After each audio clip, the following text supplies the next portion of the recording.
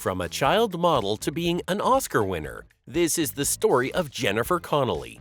She reached the peak of her fame, but you won't find her splashed across tabloids.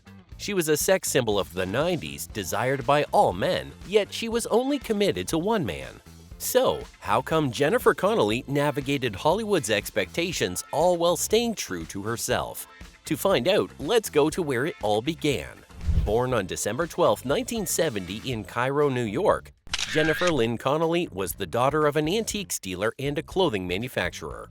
Growing up in Brooklyn Heights, her unique beauty caught the eye of a family friend with connections to the modeling world. At just 10 years old, Jennifer landed her first modeling gig. However, this wasn't just a typical photo shoot. It unexpectedly launched her into the world of acting. You see, her striking looks and natural talent caught the eye of casting directors. In 1984, Jennifer made her film debut in Sergio Leone's epic Once Upon a Time in America. Playing a young ballerina named Deborah Gelly, she held her own alongside Hollywood heavyweights like Robert De Niro. Working with legendary director Sergio Leone was both an honor and a challenge for young Jennifer, due to his demanding perfectionist style. At just 14, Connelly had to portray a character with emotional depth and maturity, balancing childhood innocence with complex feelings in an intense, gritty storyline. Filming long, repetitive scenes and working alongside seasoned actors like Robert De Niro added to the pressure. Although Once Upon a Time in America wasn't a commercial success in the US due to its heavily edited theatrical release, the film was lauded internationally, and Connelly's role was widely noticed. While her role was small, it made a lasting impression on audiences and critics alike. For a young actress, working under Sergio Leone's direction and sharing a film with stars like Robert De Niro and James Woods was a remarkable achievement. This appearance helped open doors for her in Hollywood, establishing her as a promising young talent. Jennifer's debut proved she could hold her own with Hollywood legends, but her next challenge would push her to new limits. She wanted to go mainstream. So in 1986, Jennifer Connelly landed a role that would change the course of her career and personal life. She was cast as Sarah Williams in Jim Henson's fantasy film Labyrinth, opposite the iconic David Bowie as the Goblin King. This wasn't just any movie. It would test Jennifer's acting skills and introduce her to the world of big-budget filmmaking. Working alongside David Bowie was a surreal experience for the young actress. Jennifer described the production as an incredibly idyllic introduction to movie making. However, this incredible experience came with its own set of challenges. The role required her to perform intricate dance sequences and express complex emotions, pushing her to develop her craft in ways she hadn't before. Despite the film's rich visual effects, star power, and creative vision of Jim Henson, Labyrinth was a box office disappointment at the time of its release. At the time, Connelly was caught in a tough spot, trying to navigate the transition from child actress to more mature roles in a highly competitive industry. While her role in Labyrinth showcased her talent, it did not immediately open doors for her in Hollywood. She was often seen as the beautiful young actress, but struggled to be taken seriously or land substantial career-defining parts. As time went on, the film's eccentricities, which may have been off-putting to initial audiences, became part of its appeal. The imaginative set designs, Henson's masterful puppetry, and Bowie's enigmatic presence became iconic symbols of 1980s fantasy. Fans began to appreciate Labyrinth for its boldness and creativity in a way that wasn't fully recognized upon its initial release. Labyrinth slowly but surely transformed from a box office disappointment into a beloved cult classic. Today, Labyrinth is celebrated as a nostalgic gem, with an enduring influence on pop culture, particularly in fantasy and music. This experience taught Jennifer valuable lessons about the unpredictable nature of success in the film industry and the importance of creating work that resonates with audiences over time. As she entered the 1990s, a new set of challenges emerged for her. She wasn't a child star anymore. And you see, transitioning from a child star to an adult actress isn't as simple as growing up. She landed roles in films like Career Opportunities and The Rocketeer, but these parts came with their own set of complications. In Career Opportunities, Connelly played Josie McClellan, a small-town girl trapped in a dead-end life who bonds with the lead character after they both end up locked inside a department store overnight. though Connelly's performance was praised, especially with her iconic riding scene on a mechanical horse. But the film itself received lukewarm reviews. And in career opportunities, Jennifer faced an unexpected hurdle: the film's marketing strategy. The studio decided to promote the movie using life-size cutouts of Jennifer in suggestive poses. This left her feeling uncomfortable and embarrassed, a stark reminder of the industry's tendency to objectify young actresses. Soon after, she took on The Rocketeer, a Disney action-adventure film where she played Jenny Blake, a glamorous actress and love interest to the titular hero. This role offered Connelly a chance to showcase her charisma on a bigger stage in a high-budget production. However, despite her strong performance and the film's nostalgic charm, The Rocketeer underperformed at the box office, dashing hopes of a franchise and leaving Connelly once again without the major breakout she sought. As the decade progressed, Jennifer made a bold decision that would shape the course of her career. She stepped back from acting to focus on her education, enrolling at Stanford University. At Stanford, Jennifer had the opportunity to experience a slice of normal life, away from the glamour of Hollywood. She studied drama and English literature, broadening her horizons and deepening her understanding of storytelling. This period of self-discovery would prove invaluable in the years to come, informing her future role choices and approach to acting. Returning to acting after her education, Jennifer approached her career with renewed focus and determination. And this shift in approach led to some of the most acclaimed performances of her career. In 2000, Jennifer Connelly's career took a dramatic turn with her haunting performance in Requiem for a Dream, a role that marked a crucial turning point after years of searching for deeper, more meaningful work. She had long been frustrated by being cast for her looks rather than her talent, and Requiem for a Dream offered her a chance to fully immerse herself in a gritty, challenging role. It proved she had the range and skill to take on heavy, complex roles, setting the stage for more serious projects. It showcased a depth and intensity that hinted at the powerhouse actress Jennifer was becoming. She was no longer just a former child star trying to find her place. She was an artist coming into her own. Jennifer Connelly's career was already on steam, but her next role would make her legendary. In 2001, Jennifer was offered the role of Alicia Nash in Ron Howard's A Beautiful Mind. However, she wasn't immediately sold on the idea.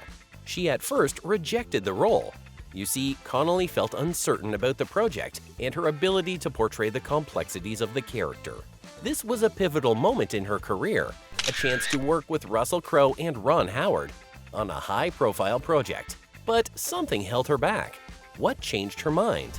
It wasn't until she read the script and met the real Alicia Nash that Jennifer began to see the potential in this role. Meeting Alicia gave her a deeper understanding of the emotional depth required for the character. This wasn't just another part. It was a chance to bring a real woman's story to life on the big screen. Portraying Alicia Nash came with its own set of challenges. Jennifer had to depict a woman struggling with her husband's mental illness while maintaining her own identity and strength. This wasn't a straightforward role. It required nuance, sensitivity, and a deep understanding of the complexities of love and mental health. The film turned out to be a massive success, both critically and commercially. A Beautiful Mind grossed over $313 million worldwide and won 4 Academy Awards, including Best Picture. But it was Jennifer's performance that truly stood out. Critics praised her for her emotional complexity and her ability to convey Alicia's love and fear for John Nash. Roger Ebert, the renowned film critic, had this to say about her performance: Jennifer Connelly is luminous as Alicia. It is Connelly's complex work, depicting a woman torn by love for and fear of the same man, that elevates this film to a higher level. This wasn't just another review. It was a testament to Jennifer's growth as an actress and her ability to bring depth to complex characters. The highlight of this journey came at the 74th Academy Awards. Jennifer Connelly won the Oscar for Best Supporting Actress, a crowning achievement that validated her years of hard work and dedication to her craft. This wasn't just an award, it was a recognition of her ability to bring real, complex women to life on screen. This wasn't just another role for her, it was a turning point in her career, a project that allowed her to showcase her full range as an actress. The impact of A Beautiful Mind on Jennifer's career was profound. It solidified her status as a serious actress capable of taking on challenging, complex roles. The Oscar win opened doors to more prestigious projects and gave her the freedom to be selective about her roles. But A Beautiful Mind did not only give her an Oscar, it gave her something even more precious. While filming A Beautiful Mind 2001, Connelly first crossed paths with actor Paul Bettany, where they became friends. They both felt an immediate connection. "I remember meeting him at the first read-through," Connelly, 44, told Entertainment Tonight. "I thought, he's really good, that guy." In a move that sounds straight out of a romantic comedy, he proposed to her before they even started dating. She said yes, and the two started dating shortly after filming Wrapped, and eventually got married in 2003 in a private ceremony in Scotland. This wasn't just another Hollywood marriage, it was the beginning of a love story that would defy the odds in an industry known for its short-lived relationships. Jennifer Connelly has a son, Kai, from a previous relationship with photographer David Dugan. With Bettany, she welcomed two more children, Stellan, born in 2003, and Agnes Lark, born in 2011. Jennifer and Paul have created a harmonious family unit. Connelly's approach to motherhood has had a profound impact on her career choices. Connelly has emphasized the importance of family and the joy her children bring to her life. "Becoming a mother has made all the difference in terms of learning to take more responsibility for myself and my life," she once said. This newfound responsibility extends to her work, where she now considers the impact of her roles on the world her children are growing up in. Despite her high-profile career, Jennifer has managed to maintain a relatively low-key lifestyle. From the beginning of her career, Connelly has been selective about the roles she chooses and the projects she associates with. Rather than chasing blockbuster hits or high-profile relationships, she has opted for meaningful films that resonate with her values, such as A Beautiful Mind and Requiem for a Dream. You won't find her splashed across tabloids or embroiled in scandals. "I have a pretty low-key lifestyle, nothing too scandalous," she once said. She has been open about the challenges of navigating fame and motherhood, often choosing to shield her children from the public eye. By not sharing extensive details about her family life on social media or in interviews, she creates a boundary that protects her loved ones from the scrutiny that often accompanies celebrity.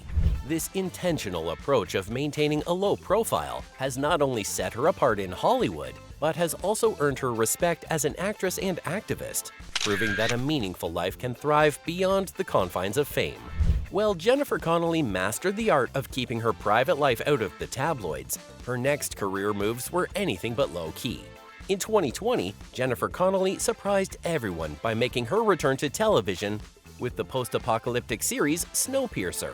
This wasn't just any TV show. It was a big-budget adaptation of Bong Joon-ho's critically acclaimed film. Connelly's decision to take on the role of Melanie Cavill, the voice of the train, marked a significant shift in her career trajectory. You see, for an Oscar-winning actress known for her powerful performances in films, transitioning to television was a bold move. However, Connelly saw this as an opportunity to explore a character over a longer period, delving into depths that a 2-hour movie often can't achieve. But Connelly wasn't done surprising us. In 2022, she took on another challenging role in the Apple TV Plus series Dark Matter. Here she portrays Daniela Dessin, a character who explores themes of love and alternate realities. This role pushed Connelly's acting skills to new limits, requiring her to play multiple versions of Daniela in different realities. Connelly describes Dark Matter as kind of an ode to a marriage, emphasizing its exploration of a couple navigating their relationship through alternate realities. This complex narrative allowed her to showcase her depth as an actress, proving that she's not just surviving in Hollywood, she's thriving. However, Connelly's return to television doesn't mean she's abandoned the big screen. After years of choosing thoughtful and often understated roles, Jennifer Connelly's career took an exciting turn. In 2022, Jennifer Connelly starred in Top Gun: Maverick, a massive blockbuster that reintroduced her to a new generation of audiences. She starred alongside Tom Cruise, playing Penny Benjamin. This role was one of the year's biggest films that revitalized her presence in mainstream cinema. Connelly's ability to seamlessly transition between film and television reflects her adaptability and willingness to embrace new challenges. It's this flexibility that has kept her career vibrant and relevant in an ever-changing Hollywood landscape. But how does Connelly feel about aging in Hollywood? an industry notorious for its obsession with youth. Her perspective is refreshingly positive. "I am so aware of what an amazing opportunity it is to do what I do every day," she says, indicating her appreciation for her career longevity. This gratitude doesn't mean she's content to rest on her laurels. Connelly continues to push herself, expressing interest in exploring new territories. She's even considering venturing into theater, saying, "I think about it a lot." However, she humorously adds, "I definitely don't think I should be in a musical," showing that she knows her strengths and limitations. Jennifer Connelly has gone from modeling at 10 to winning an Oscar, always pushing herself to take on challenging roles. Her impact on the film industry is undeniable, serving as a role model for aspiring actors who want to maintain artistic integrity while achieving commercial success. Connelly's career shows that it's possible to navigate Hollywood's expectations without compromising your values. She's consistently chosen roles that challenge traditional beauty standards, proving that talent and perseverance are just as important as looks. If you enjoyed this video, be sure to check out our other videos of beautiful actresses from the yesteryears.